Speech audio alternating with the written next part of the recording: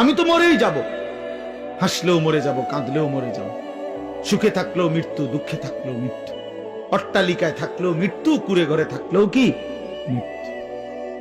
মৃত্যু আমার হবেই হবে, আমাকে একা চলে যেতেই হবে, সবাইকে রেখে আমাকে একাই ফিরতে হবে আমার আপন ঘরে, আমার কবরে, আমার হাসরে। অতএব আমাকে যেহেতু ফিরতেই হবে, আমাকে যেহেতু বন্ধু যেতেই হবে, যেখানে আমাকে নিশ্চিত যেতে হবে, এর জন্য প্রস্তুতি নেওয়াই ভালো। এটাই বুদ্ধিমানের উচিত। আজ যদি এমন হইতো কোনো না কোনো কৌশলে আমি মৃত্যু থেকে বাঁচতে পারলাম, বা কেউ কেউ বাঁচছে, তাইলে তো ঠিক ছিল, আমি সেই লাইনে চেষ্টা করতাম।